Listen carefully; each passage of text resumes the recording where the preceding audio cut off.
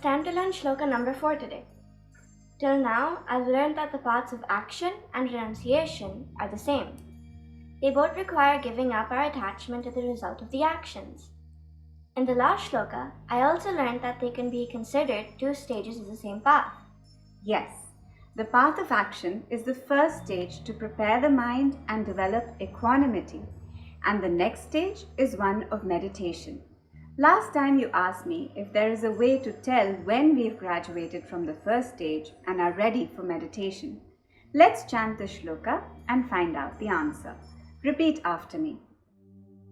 Yada hinendriyartheshu na karma svanushajjate Sarva sankalpa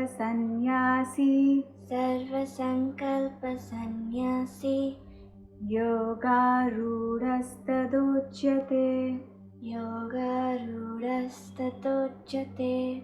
Excellent. Let's chant it together now. Yada hinendriyartheshu na karma svanushajjate sarva sankalpa sannyasi yoga rudastadochyate. The meaning, please. In this shloka, Sri Krishna says that when one is no longer attached to things or actions and has renounced all desires for fruits of action, then one is said to be well established in yoga. Normally, our sense objects constantly pull our minds towards the outer world of objects, especially these days when there are so many avenues for distractions available to us. Like whenever I sit down to finish my homework on my laptop, I get distracted by reading my messages or watching some random videos. Yes, but with consistent practice of karma yoga, the senses and the mind gradually stop chasing after objects and instead become directed towards more and more inner contemplation. Thoughts and desires for the external world automatically begin to drop off. The sense objects lose their power to sway the mind.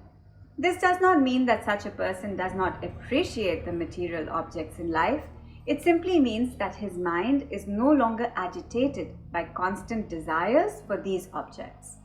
Patanjali's Yoga Sutras define yoga as yoga chitta vritti nirodhaha, meaning yoga is the stilling of the constant thought fluctuations of the mind.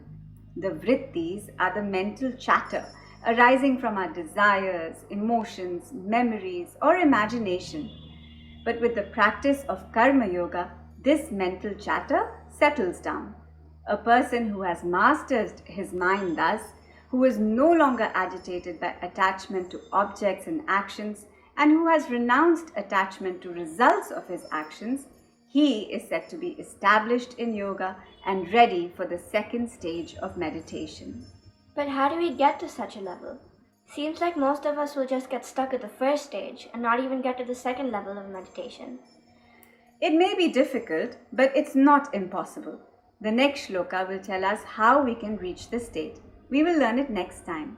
Now it's time for the meaning of this shloka. Okay, let's go.